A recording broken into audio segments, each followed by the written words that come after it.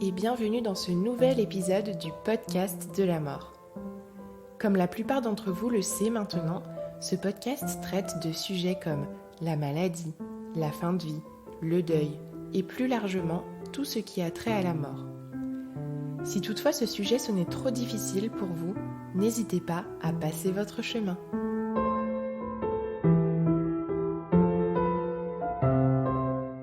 Comment parler de la mort sans aborder l'après ?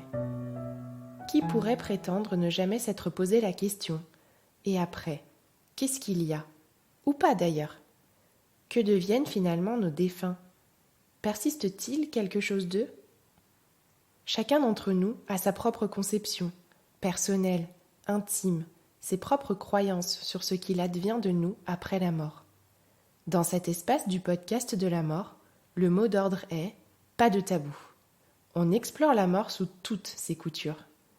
Et s'il en est une que bon nombre d'entre nous a explorée, souvent sans le dire, discrètement, à l'abri des regards et autres avis préconçus, c'est celle du contact avec nos défunts, de la consultation d'un médium. Ça y est, le mot est posé. Je pars donc, dans cet épisode, à la rencontre d'un médium. Évidemment, je n'ai pas choisi ce médium au hasard. Un hasard qui, d'ailleurs, aurait pu s'avérer risqué. Et mon invité abordera en toute transparence les dérives que peuvent générer de telles consultations. C'est donc Dylan et sa voix empreinte d'une sagesse d'un temps lointain que nous recevons aujourd'hui. Dylan a croisé mon chemin il y a maintenant 2 ans et c'est en quelque sorte Daniel, le défunt le plus cher à mon cœur, qui nous a réunis. Dylan a une approche singulière de la mort et de son rôle de médium dans nos relations avec nos défunts. Je vous laisse donc découvrir ce partage aussi riche qu'atypique.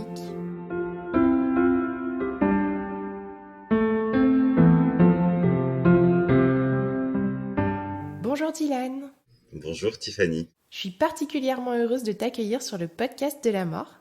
Alors nous, on se connaît depuis quelques années maintenant, mais je vais te laisser te présenter à nos auditeurs. Je suis très heureux moi aussi de pouvoir te rejoindre sur ce magnifique podcast. Je te remercie beaucoup pour cette proposition.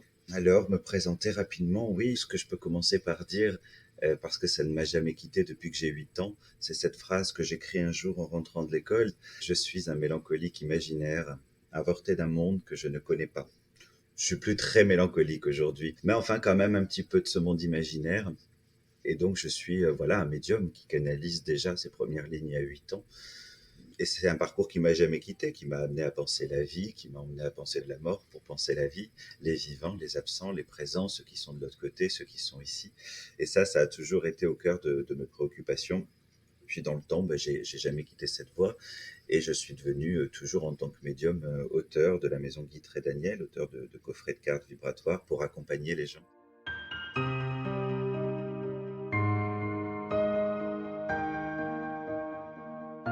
On va dire que je suis un peu un ovni dans le rapport à la mort, pour le coup, dans mon expérience.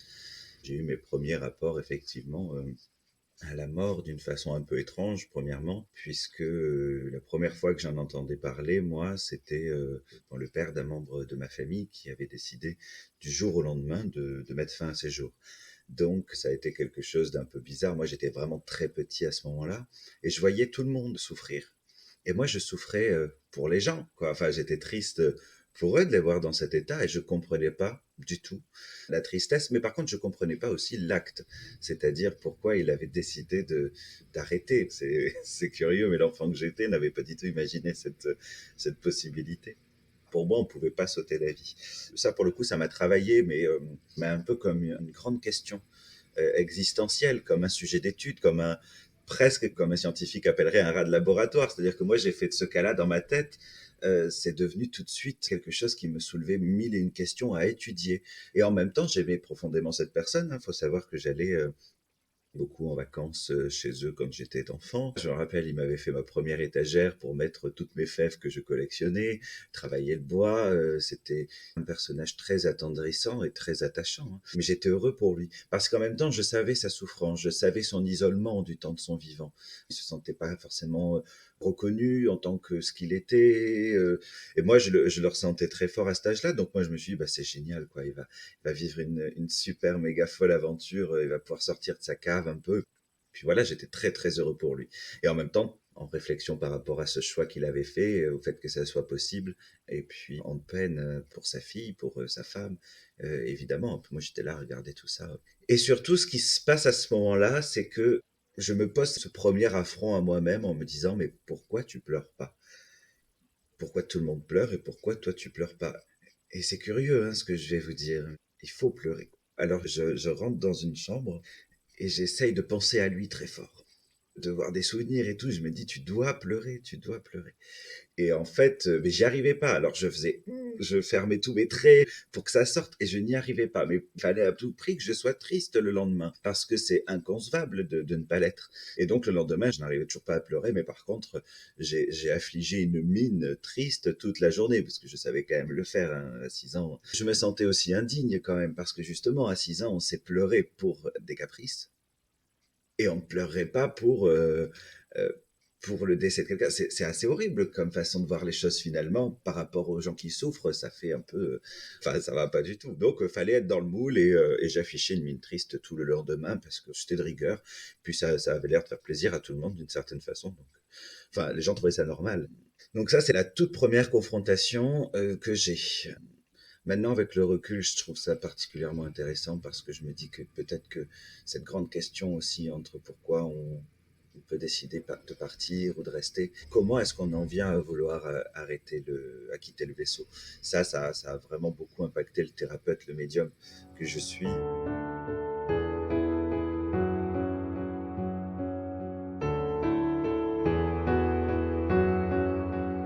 Un peu plus tard, je me suis retrouvé confronté à des choses, le deuil des relations aussi, c'est un deuil. Les gens sont bien vivants à la fin, mais ça nous demande de faire l'exercice d'un deuil, exactement comme les défunts. Et ça, j'en parle parce que là où ça m'a interrogé bizarrement, c'est que j'ai plus souffert du deuil d'une personne vivante que du deuil d'une personne décédée.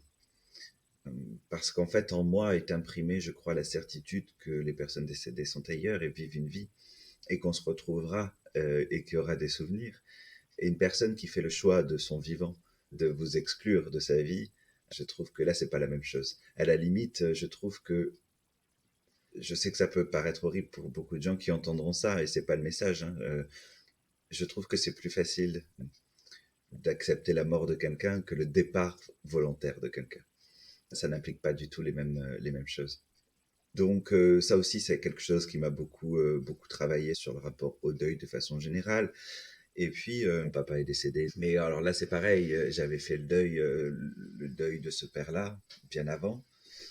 Du coup, j'ai pas vu la différence entre la disparition et le choix que j'avais fait de ne pas le reconnaître en tant que père, mais j'ai pas été dans un déni de sa disparition, j'ai été rapidement en joie. J'ai eu un petit peu effectivement, une petite phase un peu de colère parce que je trouvais que c'était trop facile. Vous voyez, c'est horrible. Je trouvais que pour lui que c'était trop facile. Un peu trop facile, c'est tout. Bon, après, voilà, c'était facile. En même temps, c'était très dur parce qu'il avait payé cette liberté dans un cancer. Donc, je pense qu'il a lutté. Je pense qu'il venait de choisir la vie. Je pense qu'il avait compris aussi beaucoup de choses sur sa vie. Et donc, je pense qu'il a pu partir, en fait, soulagé. Et donc, même si c'était facile, sa vie l'était pas. Donc, après tout, c'était plutôt juste. Mon père, je n'ai jamais eu de communication directe avec lui, jamais, mais je pense vraiment qu'il a eu un parcours sévère là où il était. Donc, et là, je pense que ça y est, il est un peu plus haut. Il avait toujours les doigts qui sentaient le tabac. Et moi, j'aimais bien ça. Moi, j'aimais bien ça petit. Peut-être pour ça que j'ai fini par fumer après. C'est pas comme mes doigts à moi quand je viens de fumer. C'est une odeur, c'était la peau de mon père avec l'odeur de cigarette sur sa peau qui donnait ce mélange, avec peut-être une déformation aussi des années dans mon souvenir qui fait que c'est une odeur absolument identifiable. C'est pas tout le monde qui fume qui a les doigts qui sentent comme ça. Je suis désolé. Et donc ça, c'est sa façon à lui de dire bon, je passe par là. Ou au moment où je n'arrivais plus à l'avoir, parce que j'ai mis très longtemps à l'avoir en communication, bon, lui, il passait carrément par la matière pour dire ok, c'est bon, allez, parce que j'y pensais même plus, donc je ne me branchais pas. Je faisais pas moi l'effort d'aller vers, donc bah, du coup la communication pouvait pas prendre. C'est un soir, j'étais avec ma compagne, on regardait je crois que c'était un reportage sur justement les défunts, etc. Il y a une séquence que je voulais lui montrer justement parce qu'elle savait pas ce que c'était, donc sur la transcommunication instrumentale. Moi, j'ai dit, bah, ouais, j'ai essayé avec mon père, mais ça n'a jamais marché. Par contre, j'ai fait avec d'autres personnes. Et là, au même moment, le téléphone, YouTube se lance, mais il était dérouillé, tout était fermé, on n'avait pas la main dessus, hein. Puis c'est une musique qui parle, puis avec le son à fond. Et puis je réfléchis, et en fait, ça me vient, mais dans la nuit, je crois. Et ça me saute aux yeux, mais je me dis, mais attends, mais oui, les instruments, la musique, j'ai parlé de mon père, on regardait un reportage sur la TCI, et lui, il était DJ. Donc, il connaît tout ce qui est enregistrement, tout ça, pour mixer. Et je dis, mais oui, pour lui, c'est la façon parfaite de faire. Et du coup, le lendemain, je choisis de faire une transcommunication. Donc, je lui fais mon petit laïus et tout. Et j'ai pas grand-chose. Et quand je réécoute à la fin, juste avant que je coupe, on a «Je t'aime», hop, en version robot comme ça. J'ai trouvé ça très très beau.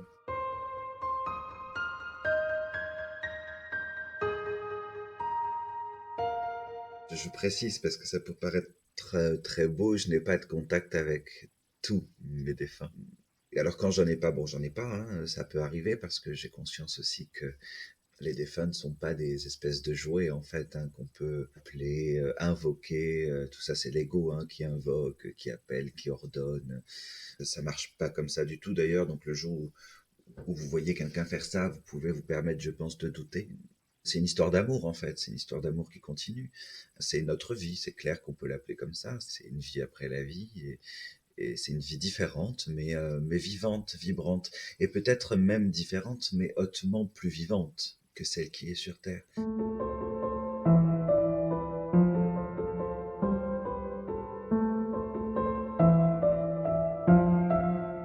Après, dans les différentes expériences que j'ai eues, bien, j'ai eu l'occasion d'entendre des défunts. Alors ça a beaucoup impacté aussi qui j'étais, parce que c'était bien des gens qui n'étaient pas là sur le plan physique, qui chuchotaient derrière ma porte. Et donc là, ça m'a ouvert tout un champ de possibles. Et de ce jour-là, j'ai commencé effectivement à faire tout un chemin avec les défunts, à acquérir déjà beaucoup de preuves très pragmatiques. Je voulais vraiment être sûr et certain qu'il y avait bien ce lien. Et puis très rapidement, j'ai eu toutes les preuves qu'il fallait.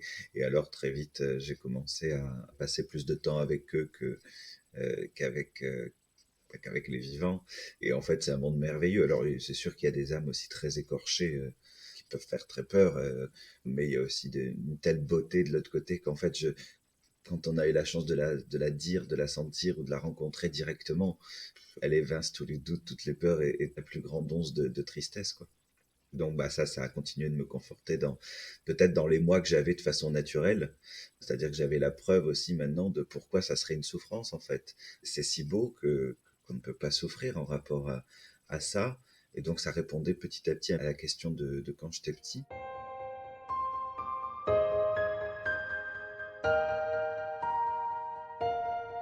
Quand j'ai été en âge de travailler, j'avais dans les veines de toute façon d'être utile à mon prochain avec ce que je savais le mieux faire, c'est-à-dire canaliser. Donc il y avait bien sûr les consultations avec les supports, les cartes, etc. Et donc voilà, beaucoup d'entités venaient comme ça en passage pour se faire manifester. C'est-à-dire que sans que la personne ait pris rendez-vous avec moi pour avoir une preuve de survivance de quiconque, eh bien, on l'avait quand même. C'est-à-dire que ni moi ni elle n'avaient besoin de le demander, que j'étais devenu un espèce de relais. Et donc, rapidement, je me suis dit, ben oui, alors si tu sais faire ça, fais-le. Puis voilà, soulage les gens. Après tout, ils n'ont besoin que de ça. Je peux comprendre le doute. Je pense que la douleur, c'est la perte et que la souffrance, c'est le doute. Donc, si je peux soulager la souffrance en ôtant le doute, alors on y va. Donc, j'ai commencé à faire ça. Quelques rares personnes étaient vraiment soulagées. Vraiment, mais c'était souvent des épouses qui n'avaient pas d'enfants avec le mari. Enfin, les situations n'étaient pas complexes. C'était souvent dans des liens, des rapports simples. Il y a eu un soulagement direct et ça a été relativement assez ce type de profil que la consultation venait comme ça totalement éclairée. Et là, c'était magnifique. Là, c'était magnifique. Mais alors extrêmement peu, peut-être 3, 4. Enfin, moi, je me rappelle de 2, mais peut-être aller 3, 4. Et puis tout le reste, beaucoup, beaucoup, beaucoup, beaucoup de souffrance qui avaient leur preuve de survivance alors qu'il est fondé en larmes. C'est lui, c'est sûr, je reconnais. Oh, t'es là et bon, Ça fait partie du processus et pas de problème. Mais par contre, une semaine après, elles reviennent parce que du coup, elles ont fait ça avec les photos, est-ce que ça lui convient? Et puis après, ça devient un truc, ça dure un an, hein, la communication dure un an. Mais toujours avec des sentiments négatifs, c'est-à-dire de la confusion. On veut pas te vexer, qu'est-ce qu'il faut faire? Tu sais, tu nous manques, ça serait tellement plus facile si tu étais là. Au bout de 10 fois, donc, je n'apportais plus la preuve de survivance et au contraire, j'étais en train de les enfoncer dans leur dépendance parce que là, pour le coup, ils étaient en train de générer ce qu'on appelle une dépendance. Et là, c'est pas sain du tout. Ça n'est ni sain pour l'entité, ni sain pour l'endeuillé. Parce qu'en fait, ce qui compte, c'est plus tant la preuve de survivance. En fait, ce qui compte, c'est de venir rassurer la personne. Et c'est plus le même chemin. Et c'est pour ça que j'ai voulu arrêter avec ça, parce qu'on vient combler quelque chose de malsain. C'est-à-dire que sous prétexte de lui apporter ce qu'elle pense vouloir, une preuve de survivance, on entretient la douleur de l'absence, la douleur de la distance, c'est-à-dire que dans tous les cas, ils se sentent trop loin de leurs défunts et ont besoin d'un relais. À défaut de vouloir les aider dans le deuil, on les dispense de deuil. Et là, c'est quand même pas du tout la même volonté. Donc j'ai arrêté moi-même d'exercer ce genre de consultation.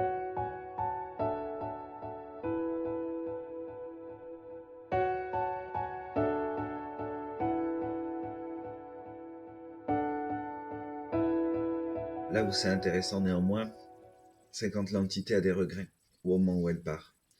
Quand elle a elle-même une souffrance qui la force à être, on peut dire, un petit peu bloquée sur le plan de la matière, c'est-à-dire qu'elle est toujours en dehors de son corps, elle est toujours cette vapeur, mais elle est cette vapeur qui ne monte pas.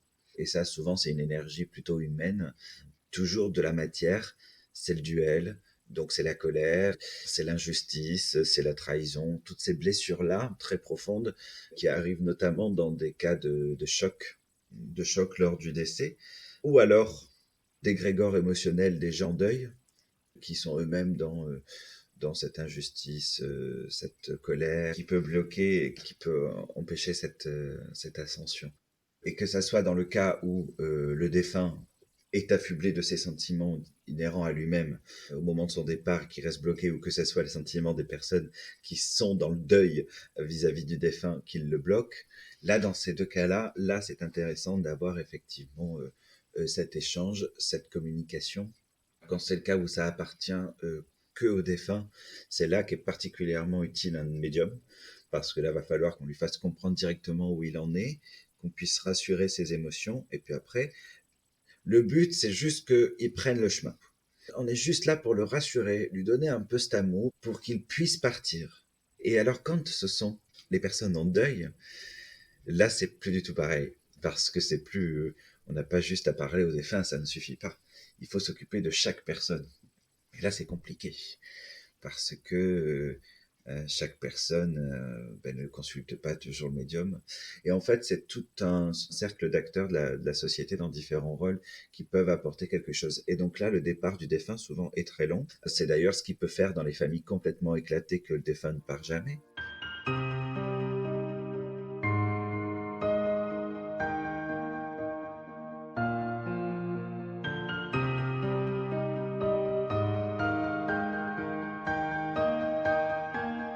Je me retrouve à accompagner aussi des gens dans des pathologies physiques et petit à petit des pathologies physiques assez lourdes.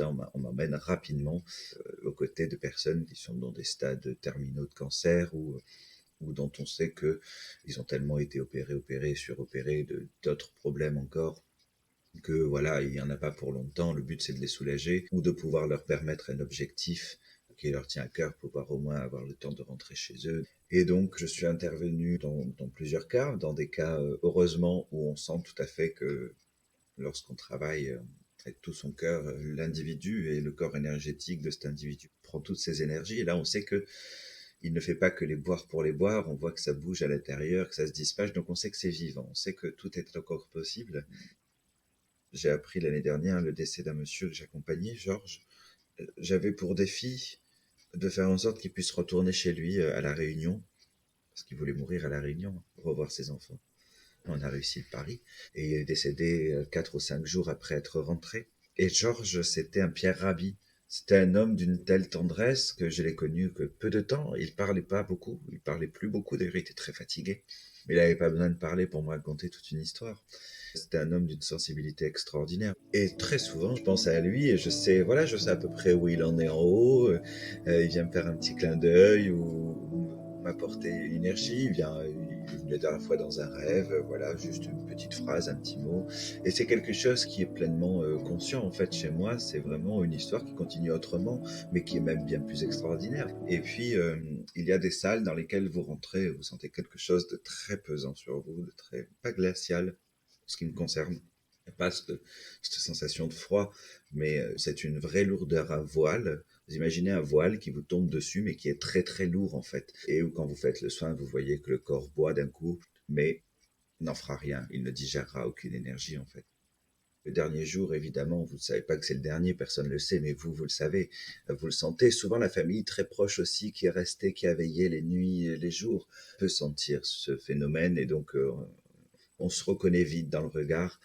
Ça, c'est quelque chose de très impressionnant et d'assez terrifiant. Moi, c'est quelque chose qui me terrifie. Je suis soulagé avec mon défunt, les défunts de façon générale. Je suis soulagé pour eux sur la suite. Donc, il n'y a pas d'état de détresse ou de tristesse très forte. Je peux comprendre, bien sûr, le manque, par contre, physique de serrer quelqu'un dans ses bras, etc. Ça, je l'ai comme tout le monde, mais j'ai pas la souffrance, en tout cas. Par contre, j'ai l'angoisse de ce moment de départ, du comment, dans quelles conditions ils partent. Est-ce qu'il y a une souffrance? Est-ce qu'ils ont eu peur? Est-ce qu'ils ont été effrayés? Bon, maintenant, ça se rassure un peu parce que j'ai grandi et j'ai d'autres expériences, d'autres témoignages autour de moi et on sait que aujourd'hui les défunts sont accueillis même avant de partir dans leur chambre, donc ils peuvent être très rassurés. Mais il y en a aussi qui ont des bad vibes, quoi, des choses un peu vraiment, c'est vraiment pas cool. Et donc ça, voilà, ça c'est une grande inquiétude pour eux. Et donc pour moi, cet instant d'au revoir, je ne l'aime pas, mais il est bref en fait.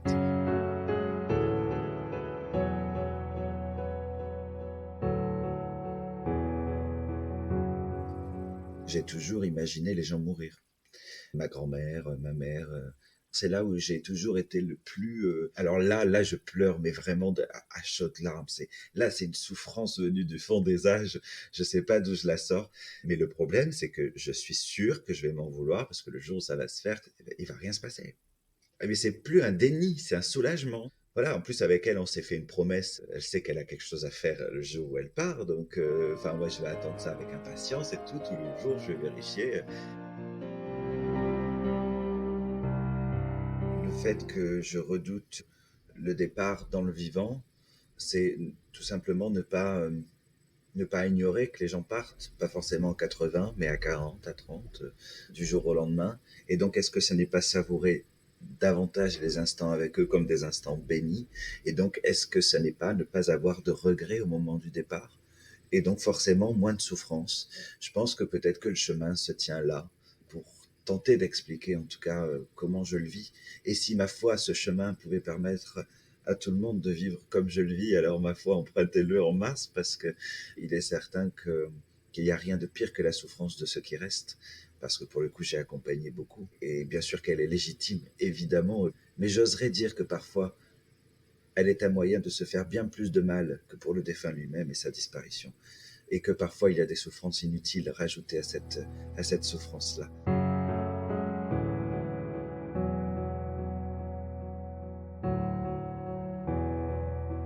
En fait, la souffrance au deuil, c'est un positionnement extérieur à l'autre.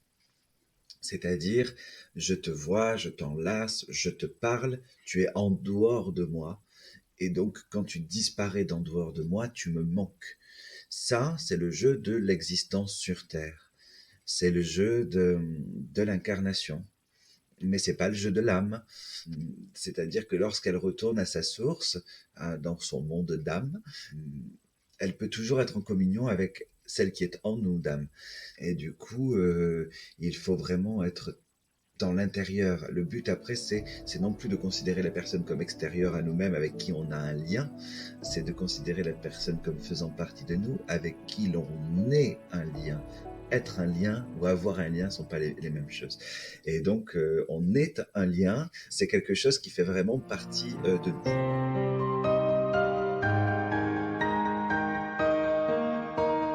Maintenant, ce qui compte le plus pour moi, c'est surtout permettre aux gens de faire leur chemin et en plus de ça, de pouvoir avoir leur propre communication. L'autonomie, c'est devenu très important pour combattre la dépendance. L'autonomie, c'est synonyme d'indépendance et ces liens, ils sont qu'à nous. Voilà. On ne doit pas nous les faire voler. C'est bien d'avoir une réponse audible par l'oreille externe. C'est bien aussi d'avoir un chuchotement dans l'oreille interne. Et ça, on ne doit pas nous le voler. Alors oui, c'est sûr qu'on ne peut pas se prendre dans les bras, mais on peut s'aimer d'une façon encore plus forte, c'est de cœur à cœur. Et pour ça, faut-il avoir ôté toute souffrance dans le cœur pour ressentir le plein amour. Mais cet amour-là, quand il arrive, il vaut plus qu'un câlin.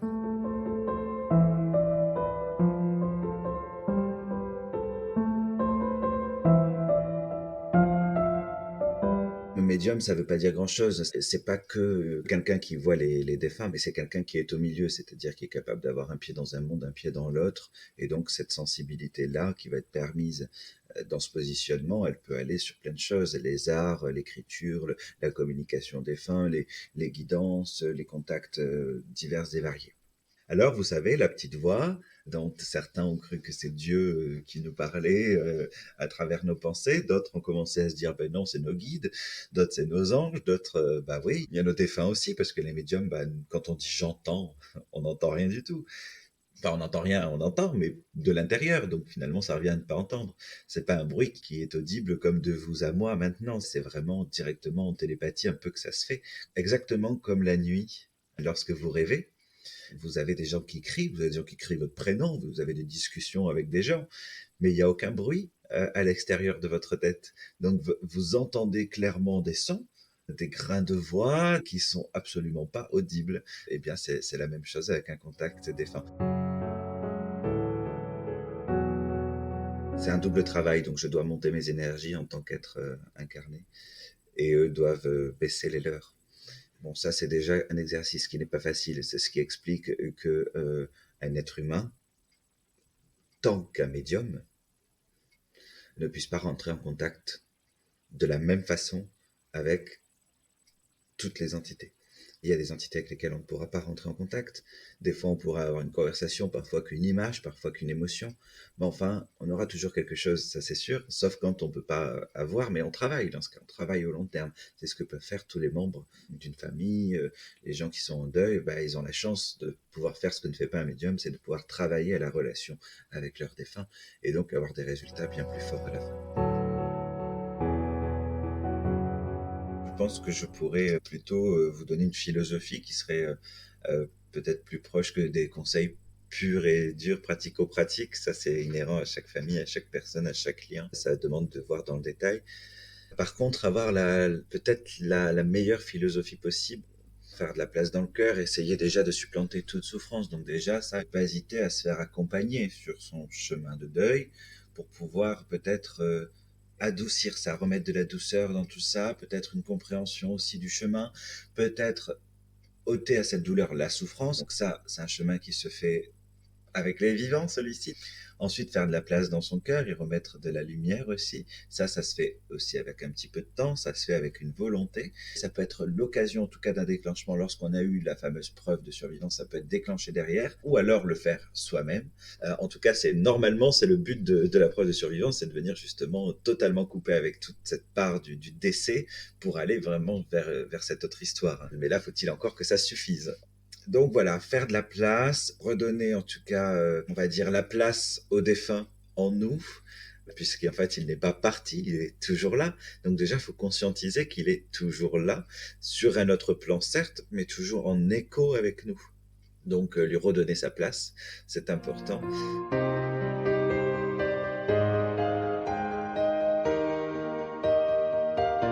Moi, je dirais aussi, j'en parle au présent.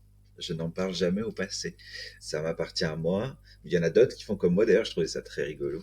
Voilà, je vais parler au passé de ce qui appartient à son passé terrestre, mais dans le temps donné de ce qu'il est de façon générale. S'il adorait rire, il adore encore rire. Mais voilà, donc il aime rire, voilà ce genre de choses. Il aime profondément la musique. Remettre du présent, ça c'est très important. On sait que le temps et l'espace sont des choses très relatives, et donc on peut aussi informer une espèce de petit passage temporel comme ça quand nous on fait le temps. Les mots ont ce pouvoir. Au début, le plus simple, c'est peut-être de parler à voix haute. La télépathie, elle se fait après, bien plus tard. La vibration sonore a quelque chose. Je pense que quand c'est parlé, c'est peut-être plus dit avec le cœur que quand c'est pensé. Penser, on le formule dans sa tête, on a peut-être peur de se tromper. Et puis surtout, au lieu de pleurer leur peine, de plaindre l'accomplissement qu'ils n'ont pas eu, d'avoir pitié de la santé qu'ils ont eue, peut-être privilégier de les honorer dans les rires, de les honorer dans la joie, de les honorer dans l'amour, de les honorer dans les liens, de les honorer dans le souvenir, avec les souvenirs lumineux, et à chaque éclat de rire, rire avec eux, parce qu'ils vous ont montré que déjà la vie était courte, et puis qu'elle était sacrée, et puis aussi parce que vous connaissez dans le rire leur éclat de rire à eux, ceux qui vous ont tant fait rire et qui sont censés vous manquer, ils ne vous manqueront plus si vous riez comme eux. Et c'est ça, c'est-à-dire être la transmission de ce qu'ils voulaient transmettre. Et si le message qu'ils étaient vous parle, ben, l'incarner. Parce qu'en fait, on n'est que ça à la fin. Qu'est-ce qui reste de nous dans ce qui doit rester de ce que l'on n'est plus? C'est une idée, c'est un concept, c'est des valeurs, c'est un message, c'est le meilleur de soi. Et ça, on peut l'approprier, comprenez? C'est comme les gens qui rêvent, qui aiment une célébrité très fort et qui disent « Ah ben tu vois, elle est telle association, moi ça me donne envie de faire pareil. » Bon ben c'est une appropriation.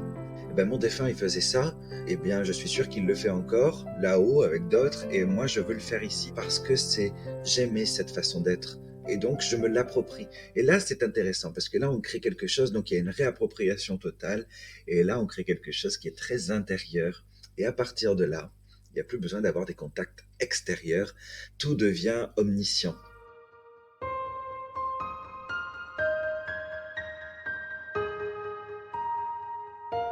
Ça se fera pas tout le temps parce que du coup on n'a plus cette présence tourmentée H24. C'est à des moments, bam, cette reliance, la petite voix intérieure, tiens, c'est rigolo, il aurait pensé comme ça. Ou au moment où je pense à lui, tac, sa femme m'appelle. Ou à chaque fois que je pense à elle, tiens, c'est son mari qui m'appelle. Tout devient signe comme ça, tout devient subtil. Du coup, ça permet d'intégrer ces fameux signes à l'intérieur de soi, d'aller chercher l'évidence plutôt que d'aller chercher la preuve de survivance quand on a dépassé la phase de la preuve. Et c'est là que c'est intéressant, c'est que la preuve viendra toujours rassurer un mental, par contre l'évidence viendra toujours illuminer un cœur. Et là, c'est ce qu'on veut aller chercher. Et quand on a fait tout ce processus, donc on a mis de cette philosophie dans notre rapport à notre défunt, on l'a intégré, il est là, on a une communication comme ça, directe. C'est même plus une communication d'une certaine façon, c'est une communion, c'est encore autre chose, vous voyez.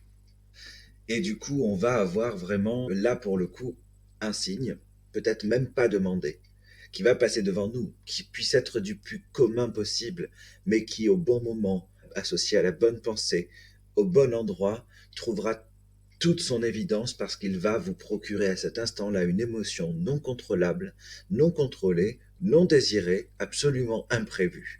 Et ça fait naître l'évidence. Et c'est une émotion non plus de tristesse, étrangement. C'est une émotion de contemplation. C'est ce frisson éternel qui semble éclairer toute votre colonne vertébrale. C'est ce moment d'alignement parfait où vous savez, c'est plus que vous voulez savoir, c'est plus que il vous faut la preuve, c'est que vous savez irréfutablement qu'il y a cet autre côté et que bien sûr les âmes survivent et que l'amour ne disparaît pas.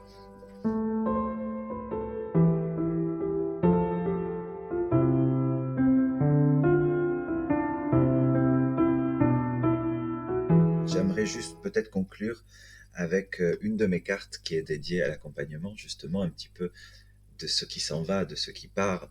Il faut savoir que mes coffrets de cartes ne sont pas des choses que je crée avec ma tête, ce sont des choses que je crée avec ma sensibilité, des choses que je canalise, des choses comme ça. Et ce texte-là, il a une histoire quand même qui n'est racontée nulle part. C'est une guidance que j'ai eue à la veille d'une cérémonie où on m'avait demandé d'écrire pour le défunt. Parce que j'ai aussi accompagné du coup un petit peu pour des gens assez proches quand même, hein, avec qui j'avais quand même un lien. Donc j'ai eu toute une partie pour la personne en question, hein, dans la volonté en plus de sa famille, donc faire un peu parler d'elle déjà, mais à ma façon. Donc ça, bon, je l'écris de moi-même. Et juste après, bam, instant de grande pause, les yeux ouverts, la bouche ouverte, le corps qui bouge plus. Ça, c'est ce qui précède en général mes écritures. Et là, hop, c'est parti. Et j'ai canalisé ce texte. Il était une forme d'enseignement général. Je pense peut-être pour accompagner à la perte, mais de toute chose. la souffrance de la perte, mais même des gens qui restent vivants. Parce qu'en fait, le deuil, la mort, a ceci de dur que, quelle qu'elle soit, on ne peut plus tenir entre nos mains. Ce n'est plus quelque chose que l'on peut retenir. Nos repères s'en vont, on n'a plus de maîtrise sur la situation. Donc c'est toujours une phase de profonde solitude qui vous ramène profondément à vous-même en fait, et dans lequel vous ne pouvez voir que vos carences et vos complétudes. Donc c'est toujours l'occasion de faire un bilan. Et je crois que cette carte est merveilleuse pour ça. Carpe diem. L'heure est abstraite et la minute futile, et le temps d'une seconde, tout peut devenir fragile. Le cœur du moment en appelle au moment du cœur, et la vraie éternité réside en notre manière d'aimer. Cette intemporalité est la seule qui fait d'un présent imparfait.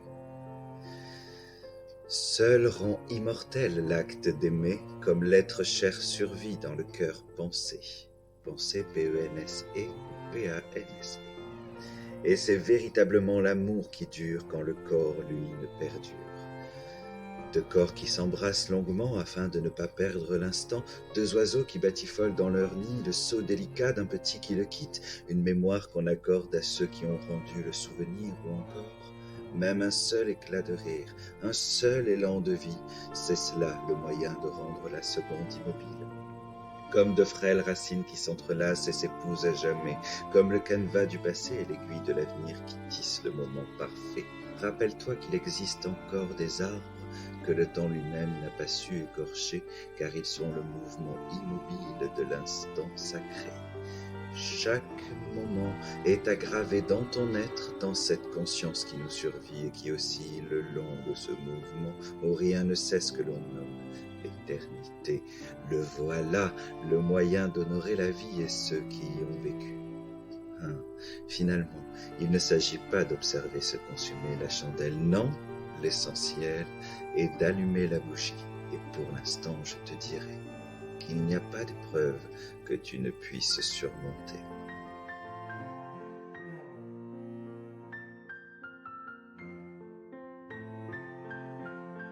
C'est un des textes peut-être qui appelle vraiment cette notion, oui, de sublimer, de contempler ce moment d'éternité qui est ce moment de reliance comme ça avec ce grand tout, avec cet au-delà. C'est purement ça. Quand on me parlait tout à l'heure du papillon qui passe et de cette émotion qui grandit en nous, qui n'est pas contrôlée, qui génère cette évidence d'une communion avec un être cher, de l'autre côté, c'est un moment d'éternité. C'est une seconde, relativité du temps après relativité de l'espace. C'est que non seulement la relativité de l'espace, c'est que la distance n'existe plus à ce moment-là, on semble être interconnecté sans distance, de façon plus accrue même que lorsqu'on était sur le même plan, et le temps s'étire, de sorte à ce que ça devienne une minute, un instant, un fragment d'éternité, où tout s'arrête. Et ça, c'est magique. Et les instants d'éternité, on en connaît peu. Et le but, c'est vraiment en pleine conscience d'aller en rencontrer plein, parce que c'est peut-être le seul et unique moyen d'être éternel.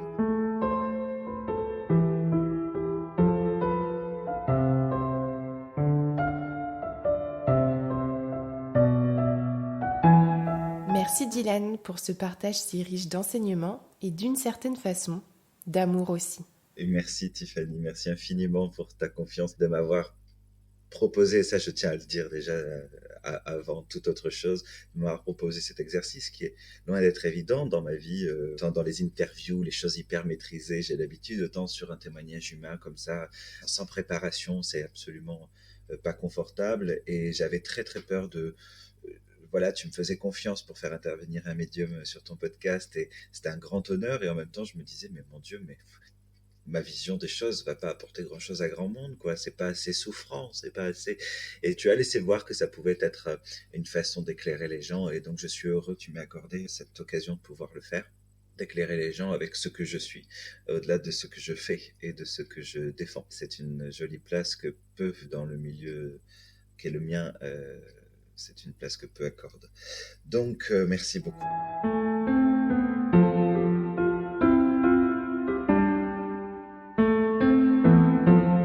Vous venez d'écouter le 6e épisode du podcast de la mort.